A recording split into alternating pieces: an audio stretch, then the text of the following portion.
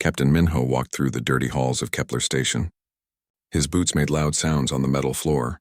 The air smelled bad, like old food and unwashed bodies. He did not like this place, but his ship needed supplies. The Soul's Pride was getting old, and old ships needed lots of parts. Minho had been flying through space for 20 years. He had seen many things, some good, some very bad. Kepler Station was one of the bad places. It sat at the edge of known space where the law did not reach. Here, people did things that were not allowed in other places. He stopped at a supply shop and bought engine parts. The shop owner, a thin man with dirty fingers, counted the credits slowly. "You staying long, Captain?" the man asked. "Just long enough to get what I need," Minho said. He did not want to talk. He wanted to finish his business and leave. But as he walked back to his ship, he heard sounds that made him stop. Voices calling out, people shouting prices. He knew what it was before he turned the corner. The slave market. Minho hated slavery. It made him sick to think about it. But slavery was legal here on Kepler Station. The station made money from it. Rich people from the core worlds came here to buy workers they could not buy at home. He should have walked away. He should have gone back to his ship. But something made him look.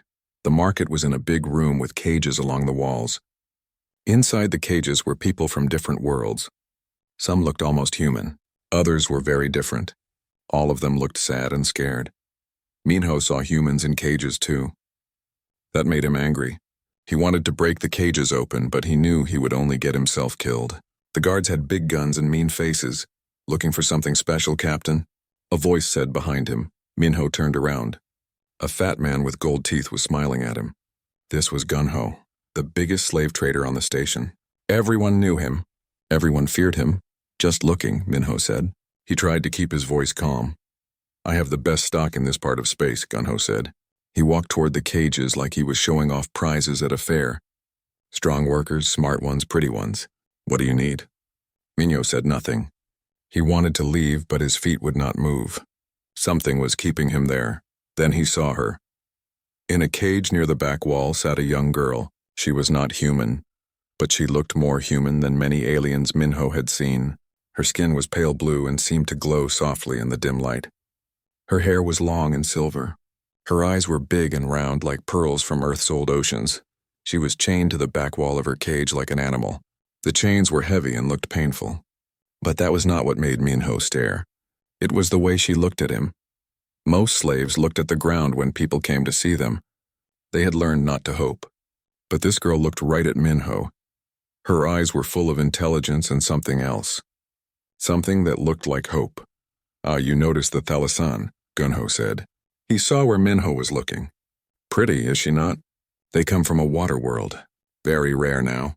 Their planet had some trouble with the Imperium." Minho knew what trouble with the Imperium meant. It meant their world had been conquered. Their cities burned. Their people taken as slaves. The girl moved closer to the front of her cage. The chains made noise as she moved. She looked at Minho and opened her mouth to speak. Her voice was soft and musical, like water flowing over rocks. "Please," she said in broken human language, "can you purchase me and take me as your slave? I promise I will serve well."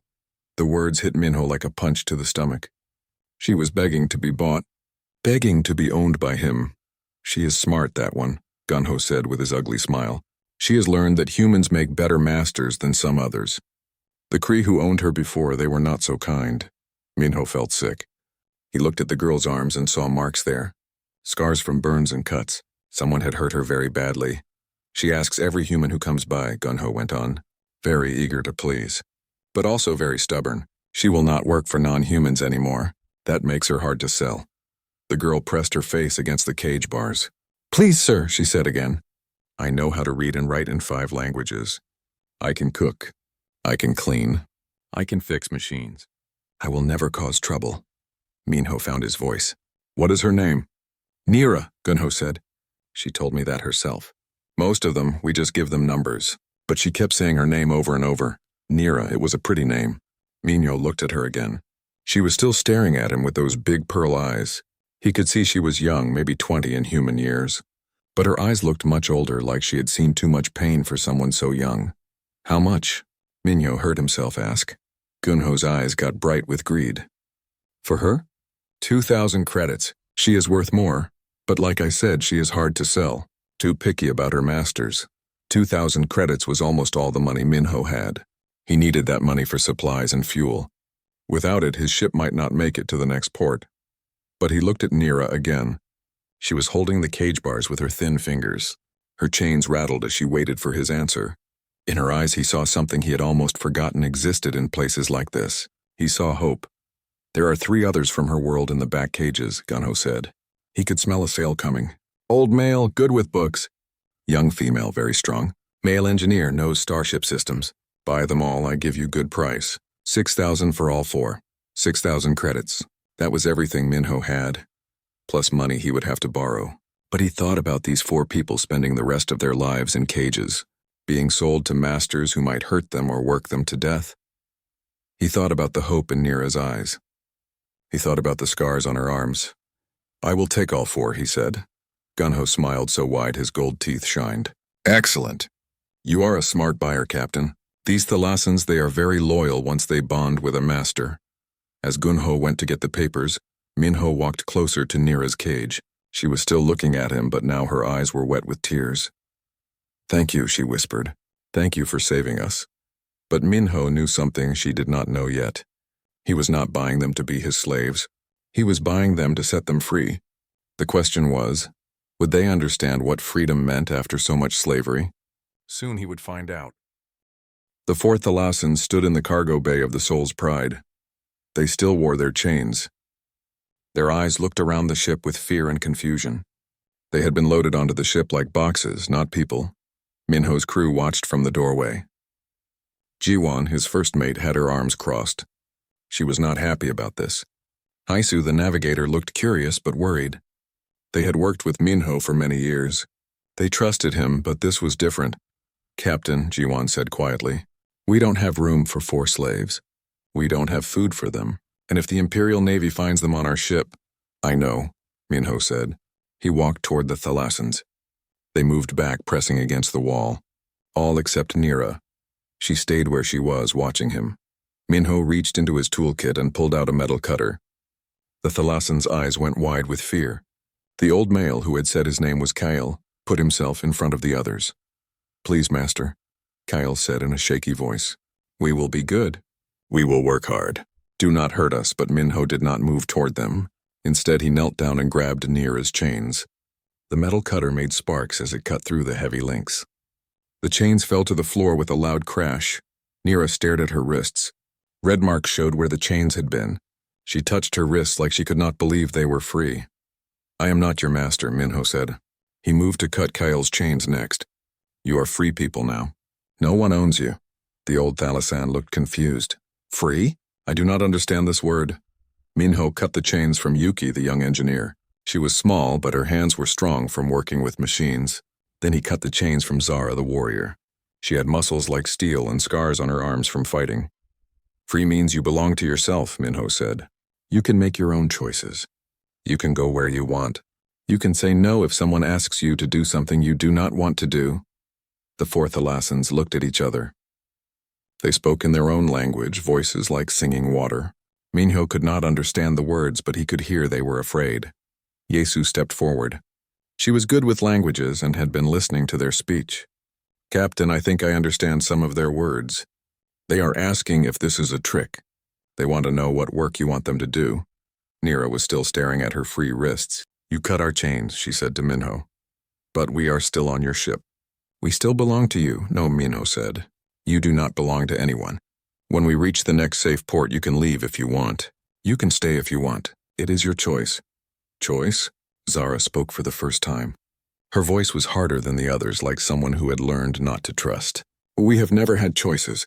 We were born to serve the divine masters on our world. When the Imperium came, we learned to serve them instead. Now we serve you. The Imperium told you that you were born to serve, Minho said.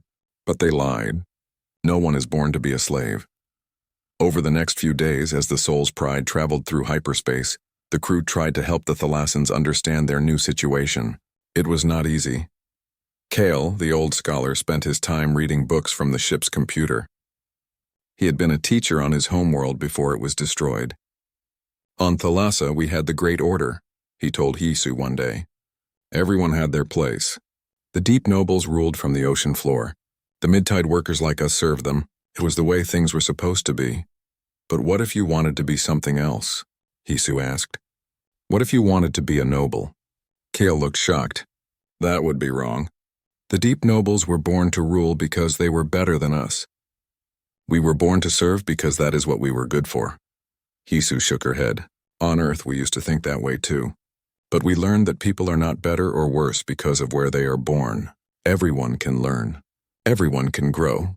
Yuki, the engineer, was easier to reach. She loved machines and computers. When Jiwon showed her how the ship's engines worked, her eyes got bright with excitement. These designs are so different from Imperial ships, she said. Human engineering is more creative. You can learn our way if you want, Jiwon said. Or you can teach us your way. We can share knowledge. Share. Yuki looked confused. But knowledge belongs to the masters. Workers are not supposed to learn things they do not need for their jobs. That's another lie, Jiwon said. Knowledge belongs to everyone who wants to learn. Zara was the hardest to reach. She had been a guard for Thalassan nobles before the Imperium came. Then she had been forced to fight in Imperial games for the entertainment of their soldiers. She did not trust easily. You humans act kind, she told Minho one day, but kindness is weakness. The strong take what they want from the weak. That is the way of the universe. Maybe in some places, Minho said, but not everywhere. On my world, the strong help the weak. That makes everyone stronger. Your world must have been conquered long ago, Zara said with a bitter laugh. Earth has been attacked many times, Minho admitted, but we are still free. Do you know why? Zara shook her head. Because when someone attacks one of us, all of us fight back. We do not fight for masters who see us as tools. We fight for each other. Nira was the most curious about human ways. She followed the crew around, asking questions about everything. How did the ship fly? Why did humans eat together instead of in ranks? Why did Jiwon give orders to Hisu sometimes and Hisu give orders to Jiwon other times? We work as a team, Minho explained. Everyone has different skills. When we need to navigate, Hisu leads. When we need to fix something, Jiwon leads. I make the big decisions, but I listen to everyone. But who decides who is in charge of what? Nira asked. We talk about it. We choose based on who knows the most about each job. This idea seemed to fascinate her. On Thalassa, rank was decided by birth. The deep nobles were born in the deepest parts of the ocean. The higher you lived, the lower your rank. That seems silly, Yesu said. What if someone born in the shallows was smarter than someone born in the deep? Then they would still be a servant, Nira said. Because rank is not about being smart. It is about knowing your place. But even as she said it, Nira looked thoughtful, like she was starting to question things she had always believed. The real test came when Imperial ships appeared on their sensors. 3 fast attack ships closing quickly. They are scanning us, Hisu reported from the navigation station. Looking for something. Minho knew what they were looking for. Word had gotten out about the missing Thalassan slaves. The Imperium wanted their property back. The 4 Thalassans gathered in the cargo bay. They looked terrified. They have come for us, Kale said. We should surrender. If they find us on your ship, they will kill all of you. We will not surrender, Minho said, and we will not give you back to them. But we belong to the Imperium, Nira said. Her voice was small and frightened. We are their property. You are not property, Minho said firmly. You are people, and people have the right to be free. The Imperial ships were getting closer. Soon they would be in weapons range. Minho had to make a choice. Run and maybe escape, or stay and fight ships that were bigger and stronger than his old cargo ship. He looked at the 4 Thalassans. Nira was staring at him with those big pearl eyes. But now, instead of just hope, he saw something new in them. He saw trust. Jiwon, prepare the engines for emergency jump, he ordered. Hisu, find us the fastest route to the border. Captain, Yuki said quietly. I know something about Imperial ships. Their engines have a weakness. If you want to fight instead of run, I can help. Minho looked at her in surprise. A few days ago, she would never have offered to fight her former masters. Now she was ready to use her knowledge to help them escape. Maybe they were starting to understand freedom after all. The Imperial ships were sending a message now. Cargo ship Soul's Pride, prepare to be boarded. You are carrying stolen Imperial property. Surrender now and you will not be harmed. Minho picked up the communication device. He looked at Nira one more time. She nodded at him as if giving him permission to fight for her freedom. This is Captain Minho. he said into the device. I'm not carrying property. I'm carrying free people, and we will not surrender. The Imperial ships moved closer like hungry sharks. Their weapons were already charging. Minho could see the energy readings on his screens getting higher and higher. They are not here to talk, Ji-won said from her station. Those are military ships, not police ships. Admiral Taewon's face appeared on the main screen. He was human, but he wore the black uniform of the Imperial Navy. His eyes were cold and cruel. Many humans worked for the Imperium now. They were paid well to forget about their own people. Captain Minho, Taewon said with a false smile.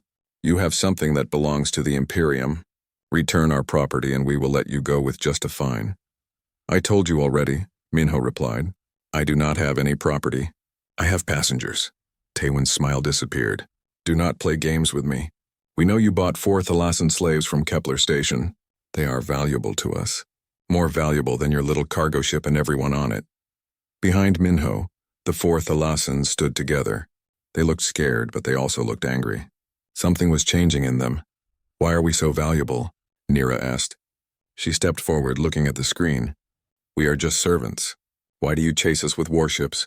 Taewon's eyes focused on her. Ah, there you are, little fish. You know exactly why you are valuable. Your people's technology, locked away in that pretty head of yours. Nira's face went pale. I do not know what you mean. Do not lie to me, Taewon snarled. Your people connected with their machines using their minds. That technology could give us power over every thinking being in the galaxy, and you, dear Nira, carry the genetic codes we need to make it work. Minho felt sick. This was not just about slavery. This was about turning Nira's people's gift into a weapon. I will never help you hurt people, Nira said. Her voice was stronger now, not the frightened whisper of a slave.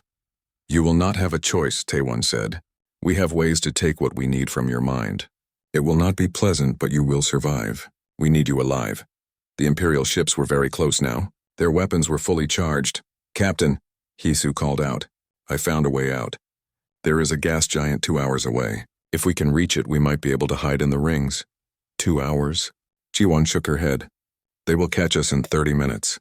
Yuki suddenly stepped forward. Captain, I can help. I worked on Imperial ships before.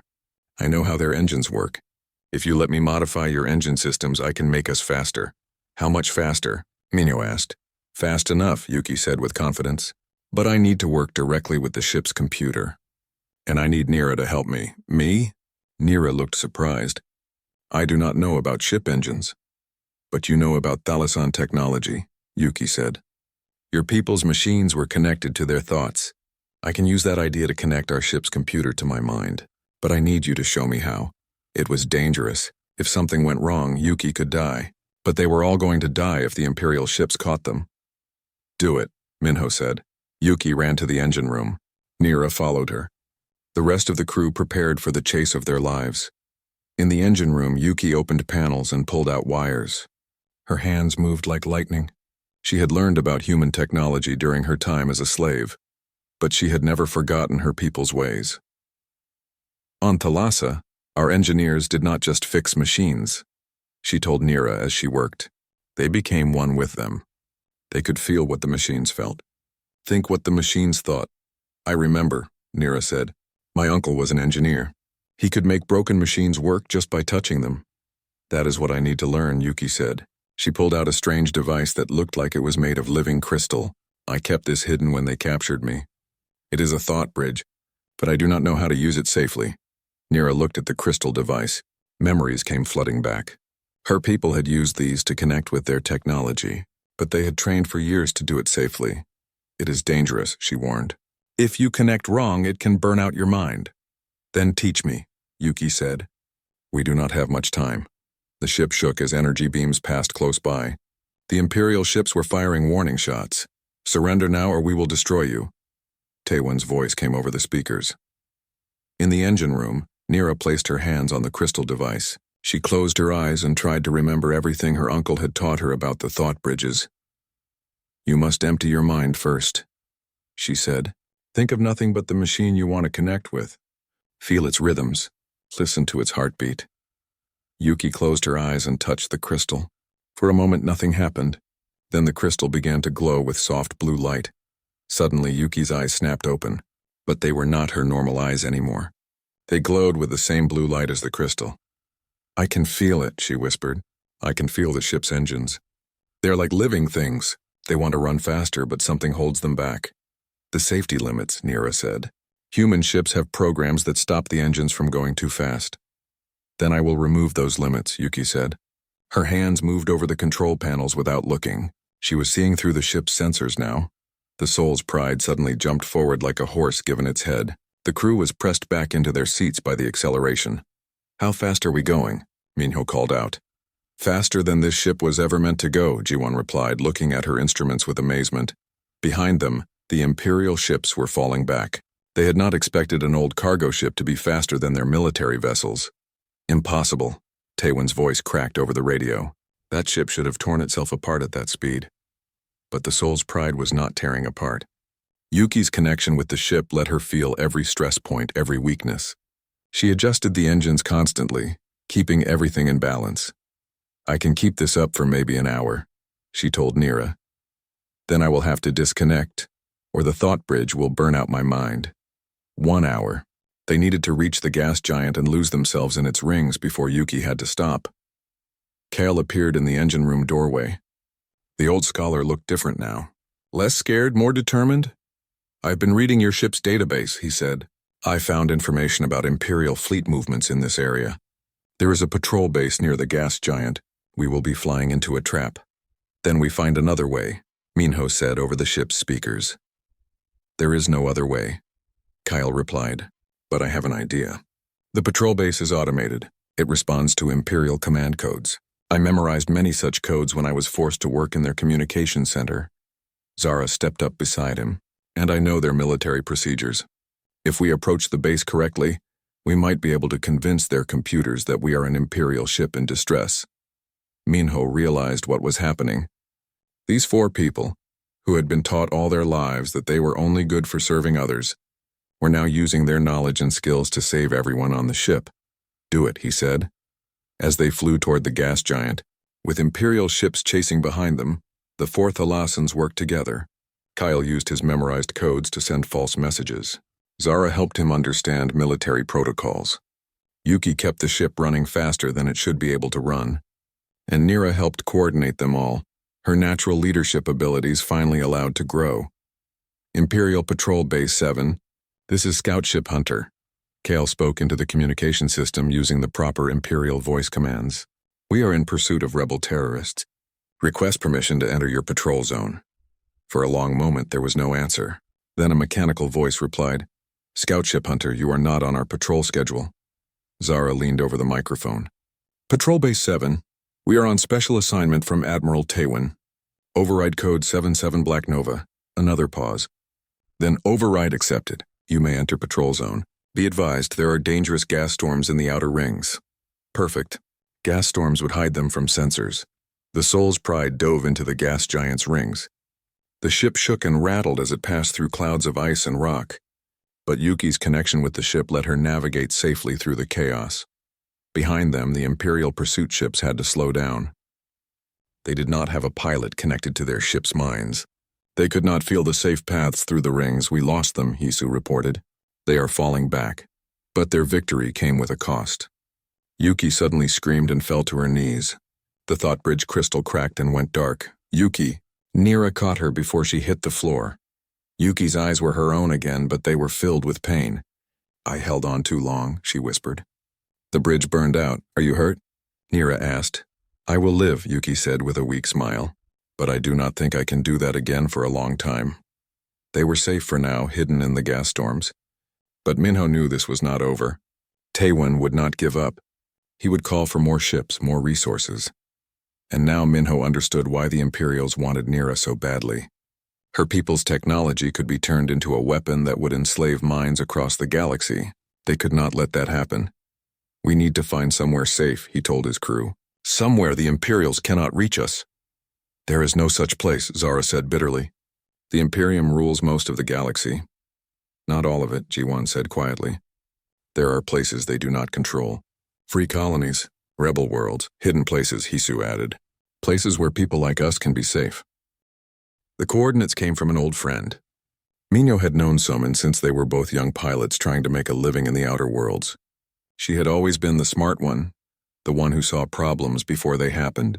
When the Imperium started taking over human colonies, she had disappeared. Now Minho knew where she had gone.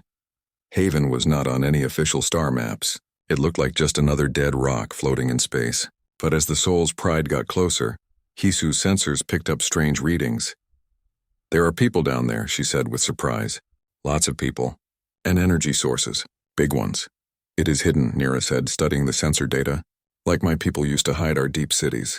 The surface looks dead, but underneath is where people live when they do not want to be found." Minho finished. The communication system crackled to life. "Soul's Pride, this is Haven Control. Please state your business." "This is Captain Minho. I am looking for Somin. Tell her an old friend needs help." A long pause. Then a different voice, one Minho remembered well. "Minho, you old space dog. What kind of trouble are you bringing to my doorstep this time?" Somin's face appeared on the screen. She was older now, with gray in her black hair and lines around her eyes. But her smile was the same. "The kind of trouble that might change everything," Minho replied. An hour later, they were sitting in Haven's main meeting hall, deep underground. The place was amazing. Carved tunnels connected huge chambers filled with gardens, workshops, and homes. Humans worked alongside aliens of many different species. Children played together regardless of what world they came from. "We started this place 10 years ago," Somin explained as she gave them a tour. "Just a few ships full of refugees running from Imperial expansion. Now we have 12,000 people from 40 different worlds." "How do you stay hidden?" Jiwon asked. "Careful planning and good friends," said Jinwoo, Somin's partner in running Haven. He was a former Imperial officer who had quit when he saw what the Imperium really did to conquered worlds. "We have people in the Imperial Navy who warn us when patrol ships are coming. We have traders who bring us supplies without asking too many questions." They stopped at a workshop where humans and aliens worked together on strange machines. Yuki's eyes went wide with excitement. "What are they building?" she asked. "Defense systems," Jinwoo said. "We are not just hiding here. We are preparing to fight back." Kyle was fascinated by Haven's library, where scholars from many worlds shared their knowledge. On Thalassa, only the deep nobles were allowed to read certain books, he told the librarian, a kind woman named Yunji. "Knowledge was kept from people like me. Here, knowledge belongs to everyone," Yunji said. "We believe that smart people make free people." Zara found herself in the training grounds where Haven's defense force practiced. She was surprised to see that the fighters were not all soldiers. There were farmers, teachers, engineers, and shopkeepers, all of them learning to protect their new home. "Why do you fight?" she asked a young man who was teaching sword techniques. "Because no one else will," he replied. "The big governments are too scared of the Imperium to help us. So we help ourselves." But it was Nira who made the biggest discovery. In a quiet room deep in the mountain, she found others of her people. 3 other Thalassans who had escaped slavery and made their way to Haven. "Nira." An old woman looked up from the book she was reading. "Is it really you, Vera?" Nira ran to embrace her. Vera had been her teacher when she was young, before the Imperium came. "I thought you were dead." "I thought the same about you," Vera said, tears running down her face. "When the Imperial ships took you, I tried to follow. But there were so many ships and so many of our people being taken." The other 2 Thalassans came over. Brim, a young man who had been an artist before the conquest, and Selu, a middle-aged engineer who had worked with Yuki's family. "How many of us made it here?" Nira asked. "Just us 4, Vera said sadly. "Out of all our people, we are the only ones who found freedom." But now there were 8 Thalassans on Haven. For the first time since their world was destroyed, they had hoped that their culture might survive. The celebration did not last long. 2 days after the Soul's Pride arrived, the emergency alarm started ringing throughout Haven. Somin's voice echoed through the tunnels. "All people to emergency stations. We have Imperial ships approaching. This is not a drill." In the command center, screens showed the space around Haven. A huge Imperial fleet was coming out of hyperspace. Dozens of warships led by Taewon's flagship. "How did they find us?" Jinwoo asked, his face pale. "They followed us," Minho said with horror. "Somehow they tracked us here." On the main screen, Taewon's face appeared. He looked very pleased with himself. "People of Haven," he said in his cold voice, "you have harbored stolen Imperial property. You have aided rebels and criminals. But the Imperium is merciful. Surrender the Thalassan slaves to us, and we will allow the rest of you to live. The people in the command center looked at each other. They had built Haven as a place where everyone could be free. Now they were being asked to give up some of their people to save the rest. We will not surrender anyone, Soman said firmly. Then you will all die, Taewon replied. My fleet has enough firepower to turn your little world into dust. The screen showed Imperial soldiers loading into transport ships. They were not just planning to demand surrender. They were preparing to invade. Nira stepped forward. This is my fault. They came here for me. I should surrender myself and save everyone else. No, Minho said firmly. We do not sacrifice friends to save ourselves. But if I do not go with them, they will kill everyone on Haven, Nira said. Vera put her hand on Nira's shoulder. Child, do you know why the Imperials really want you? Taewon said something about technology, about genetic codes. The thought bridges, Vera said, our people's ability to connect minds with machines. The Imperials want to use that technology to control other people's thoughts. Nira felt sick. They want to turn our gift into a weapon. Yes, and not just any weapon. With thought bridge technology, they could control the minds of every thinking being in the galaxy. No one would ever be free again. The weight of this knowledge settled on everyone in the room. They were not just fighting for Haven. They were fighting for the freedom of every living mind in the galaxy. There has to be another way, Isu said. Some way to fight back. Yuki stepped forward. She still looked weak from her experience with the thought bridge, but her eyes were determined. There is, but it is very dangerous. Tell us, Somin said. The Imperials want our technology to control minds, Yuki said. But what if we use it to free minds instead? She explained her plan. Instead of running or hiding, they would use the thought bridge technology to reach out to the Imperial ships. Not to control the soldiers, but to show them the truth, to let them see what freedom really meant. It has never been tried before, Vera warned. To connect with so many minds at once across such distances, it could kill anyone who attempts it. Then we all attempt it together, Nira said. She looked at her fellow Thalassans. All 8 of us working as one. We share the risk, and we will help, Minho said. I do not know about thought bridges, but I know about fighting for what is right. Salman nodded. All of Haven will help. This is what we built this place for. Not just to hide from the Imperium, but to fight back. As the Imperial fleet moved closer, the people of Haven prepared for the most important battle of their lives. But this would not be a battle fought with guns and explosions. It would be a battle fought with truth and hope, and the power of free minds reaching out to enslaved ones. In the depths of Haven, 8 Thalassan thought bridges began to glow with soft blue light. Around them, humans and aliens of many species joined hands, lending their strength to the effort. Nira closed her eyes and reached out with her mind.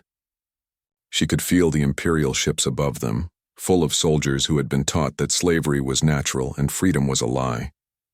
It was time to show them the truth. The real battle was about to begin. Not a battle for Haven, but a battle for the soul of the galaxy. On the screens, the Imperial transport ships were launching toward the planet's surface. Taewon's face appeared again, confident in his victory.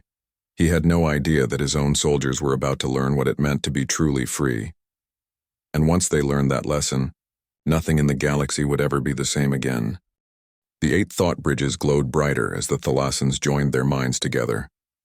Nira could feel her people's thoughts mixing with her own. Vera's wisdom, Yuki's technical knowledge, Kael's understanding of Imperial systems, Zara's warrior's strength.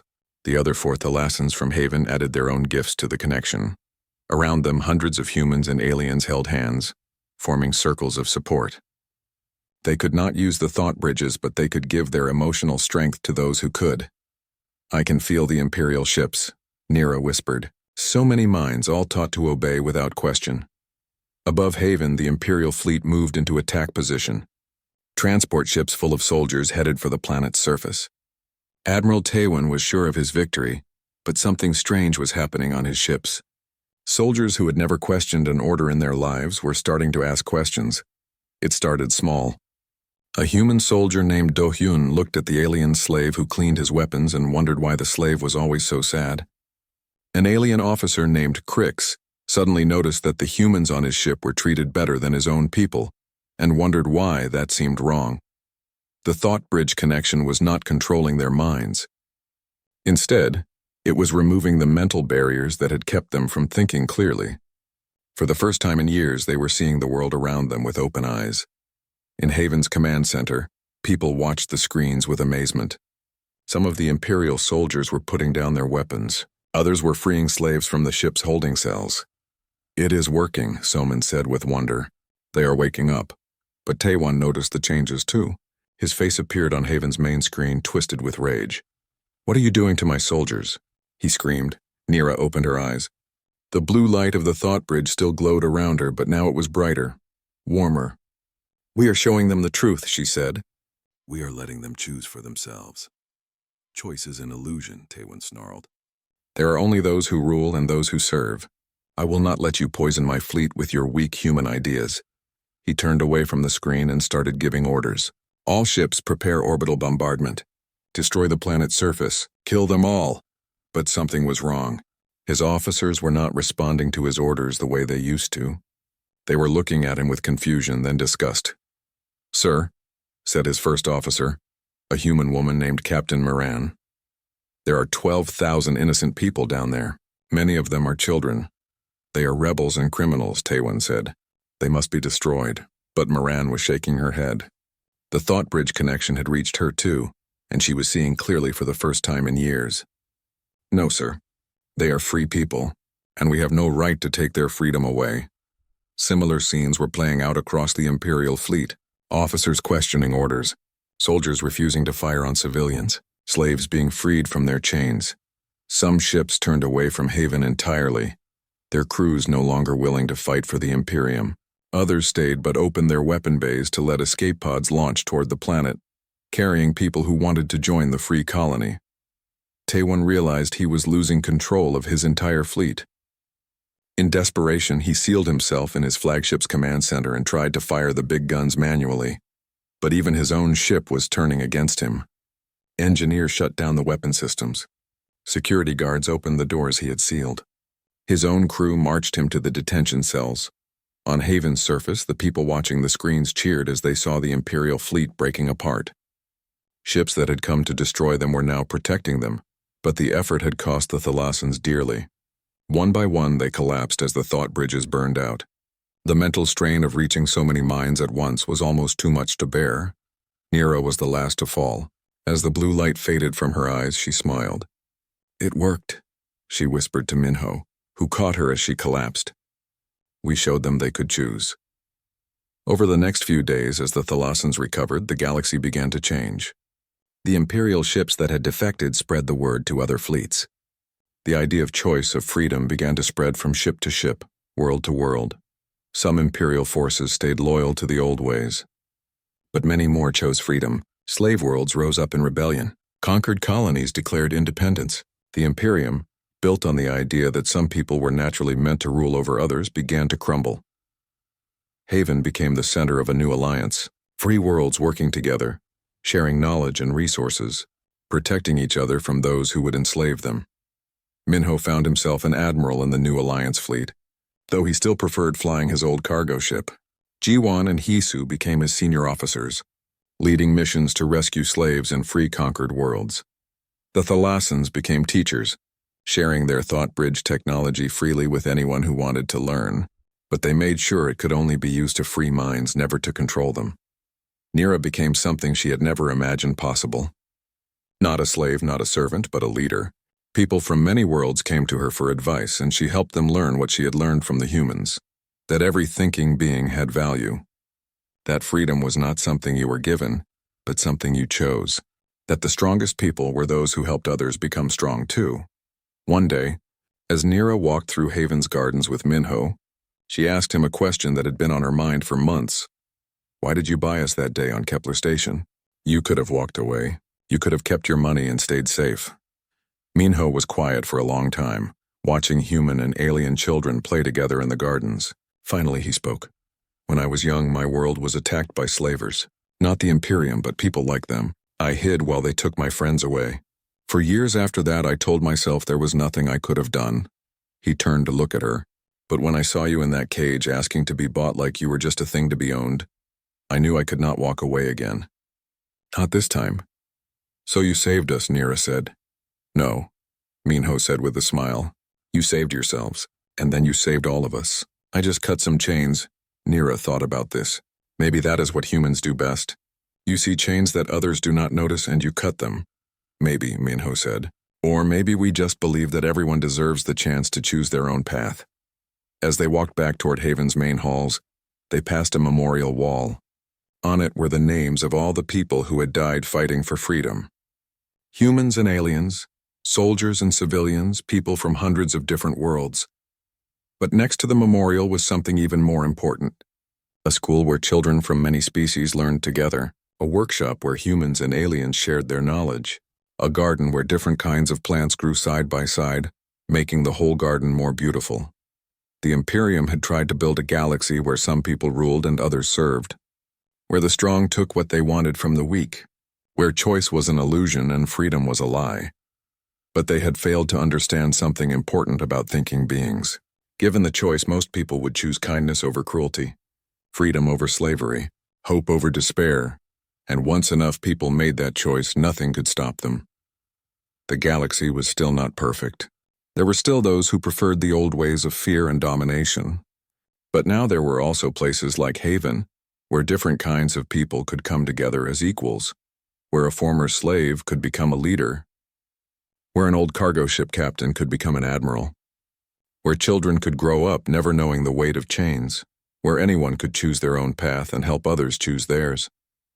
Nira no longer asked to be purchased and taken as someone's slave. Now when people met her, she offered them something much better, the chance to be free. And in a galaxy full of wonders and terrors, full of different peoples and different worlds, that chance was the most precious gift anyone could give or receive, the gift of choice, the gift of hope, the gift of freedom. It was a very human gift. But as the galaxy learned, it was a gift that any thinking being could learn to share. And once they learned to share it, the universe itself became a little more free.